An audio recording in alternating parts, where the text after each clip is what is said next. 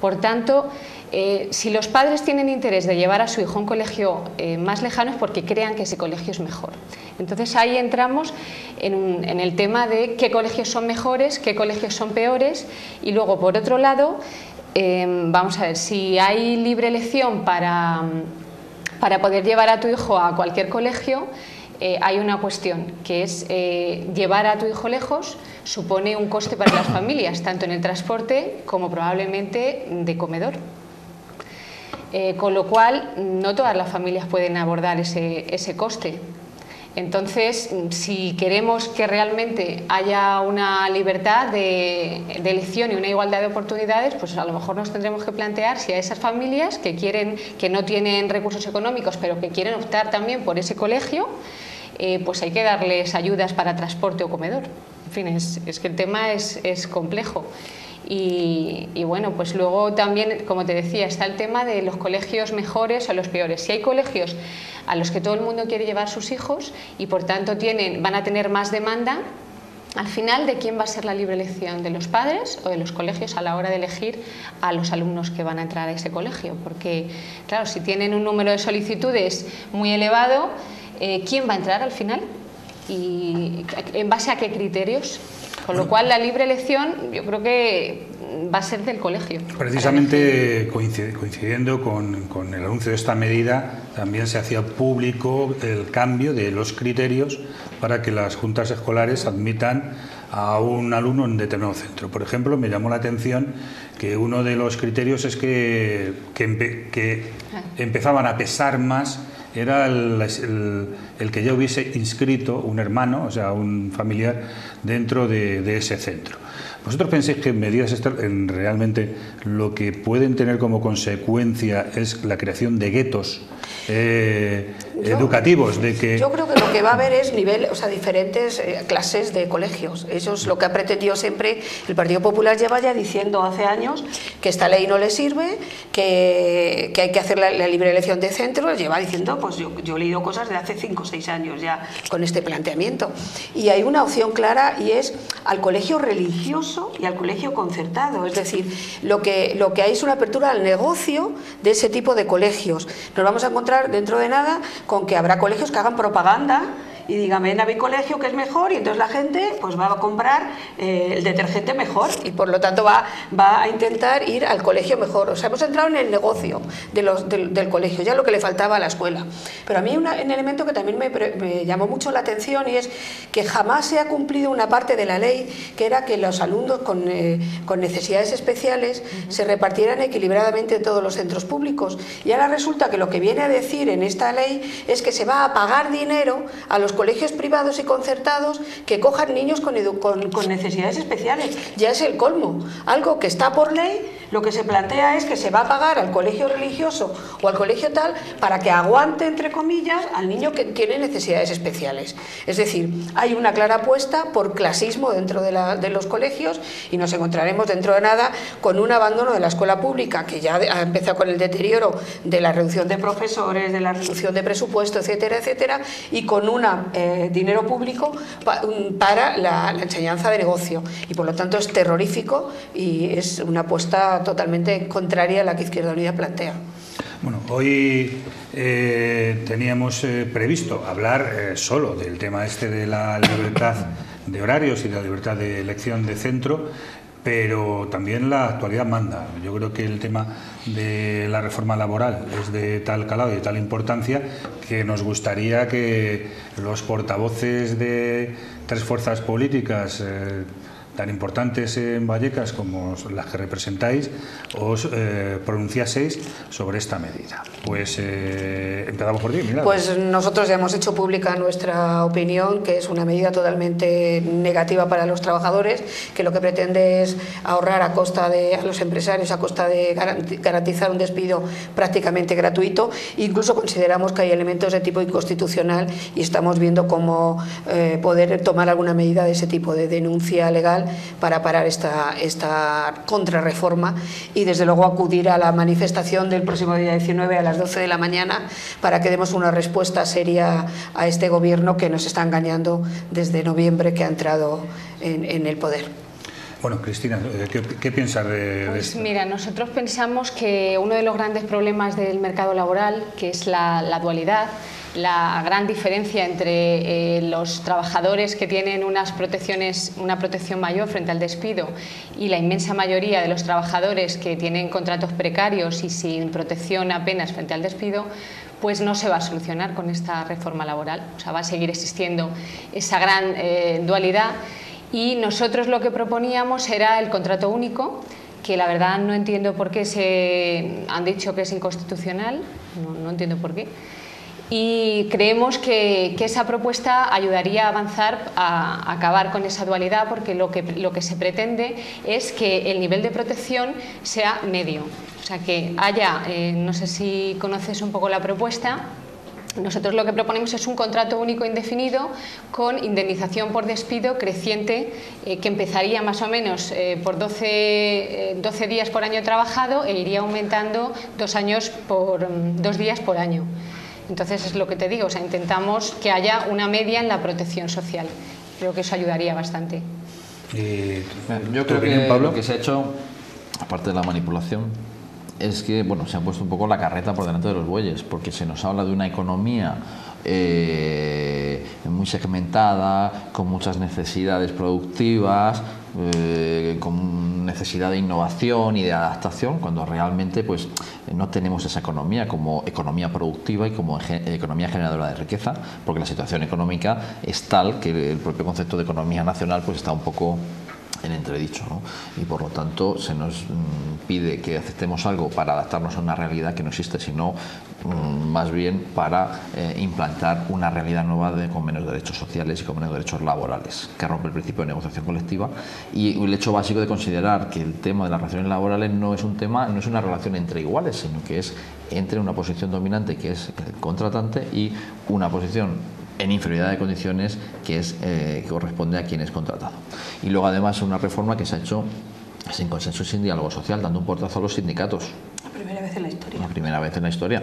El Partido Socialista ha hecho sus reformas laborales, efectivamente, más o menos discutidas y discutibles, como todo. La última fue más bien discutida. Discutida y discutible, pero en cualquier caso... Porque provocó una ola general. En cualquier caso, sin perder la perspectiva tampoco de el papel de los agentes sociales y de finalmente la solución a todos estos temas tiene que estar en el diálogo social y en el diálogo con las entidades sindicales, también con los empresarios, pero hombre, con la parte más débil, ¿no? Se entiende en esa relación. Y por lo tanto nos parece un desastre, además, que no va a ayudar a la creación de empleo, sino a la precarización del empleo. Y estaremos en esa manifestación, lógicamente, en contra de esta reforma laboral al lado de los sindicatos de clase. Bueno, tienen ahora nuevas esperanzas. Estos vallecanos, casi el 30% de la población activa de Vallecas, que está en el desempleo, más de la mitad de los jóvenes, con esta reforma puede albergar alguna esperanza ¿Tiene algo que ver esto con la creación de empleo, una reforma laboral, o es la economía, el que haya demanda, el que haya poder adquisitivo? Que haya economía, ¿no? Que haya economía. Yo creo que no tienen mayor esperanza con bueno, esta subida de impuestos que se nos ha impuesto después de decir que nos iban a subir, una reforma laboral que se decía siempre que se iba a dialogar con los agentes sociales y que finalmente no se dialoga con nadie, por lo tanto... Con la reforma del IRPF, con el aumento del IRPF, ya de entrada lo que hay es una disminución de los salarios para todos los que tienen salario. Real.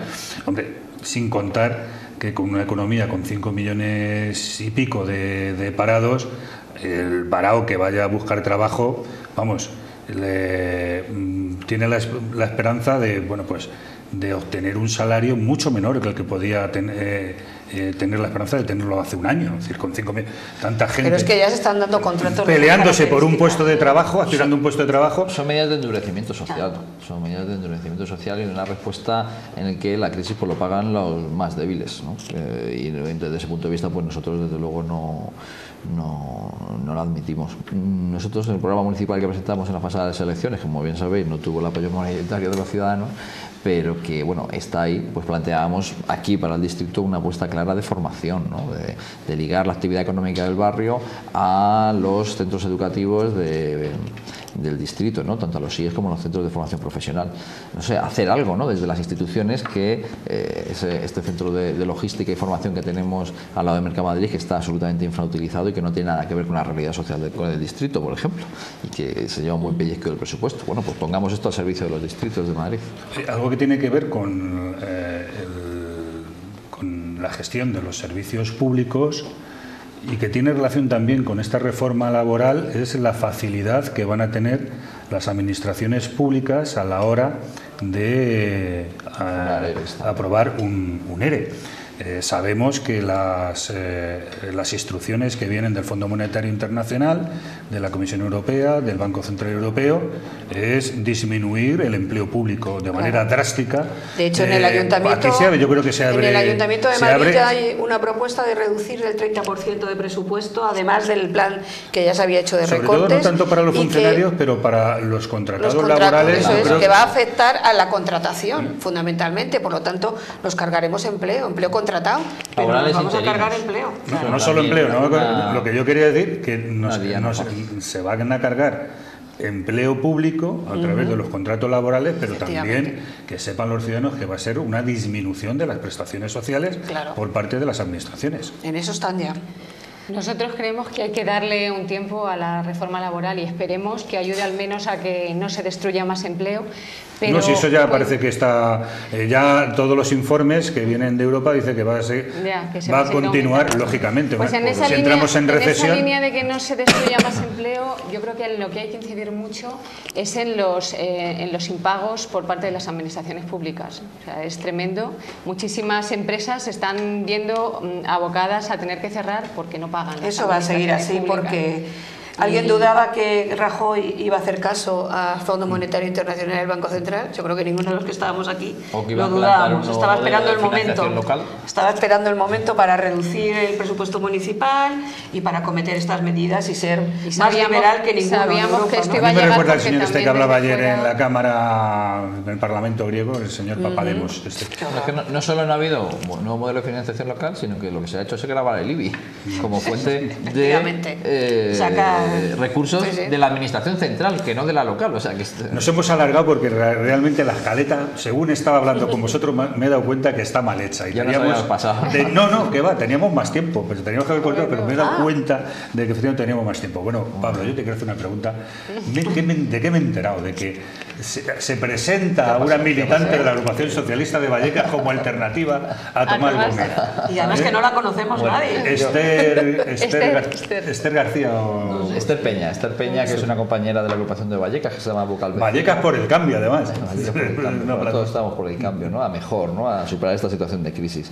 Pero bueno, las organizaciones también tienen su vida interna. Y bueno, pues esta compañera, que ya digo, también desempeña su labor en la Junta Municipal como vocal del distrito, pues tiene todo su derecho a plantearse ser alternativa de lo que ella estima oportuno. Luego, en los procesos de las organizaciones que son democráticos, pues uno se presenta y obtiene más o menos votos, y en este caso obtuvo el 14% de los votos en esa cita, que no era una cita de nueva elección de dirección, ni a nivel regional ni local, sino de elección de una lista de delegados al Congreso Regional. Y bueno, pues en esa lista, que fue mayoritariamente votada, la que encabezaba Juan Barranco, pues la compañera obtuvo el 14% de los votos. Yo creo que está bien decirlo, porque está bien hacer transparentes las organizaciones y que los ciudadanos sepan cómo se toman las decisiones también en los partidos políticos. Y de paso, como siempre, invitarles a seguir militando. Estamos en la calle Concordia 6 a recibir a todos los hombres y mujeres de Vallecas. Y Vallecas con el carnaval, porque siempre pagan los más débiles, y en este caso pagan los carnavales de los distritos y no el carnaval de la ciudad.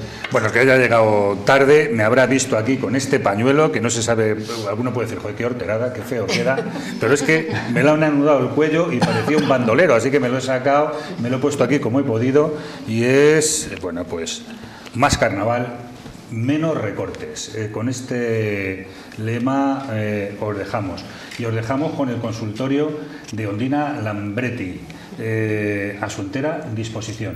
Y luego están los compañeros de Radio Manía con un invitado muy especial, también compañero nuestro durante la pasada temporada, un auténtico crack, 17 años de jugador en el Rayo, y que ayer en el Estadio de Vallecas recibió un homenaje muy merecido por parte de la afición. Nos referimos a Ángel Luis Morón, también no solo jugador de Rayo, sino que también vallecano. Bueno, os dejamos con todo ello.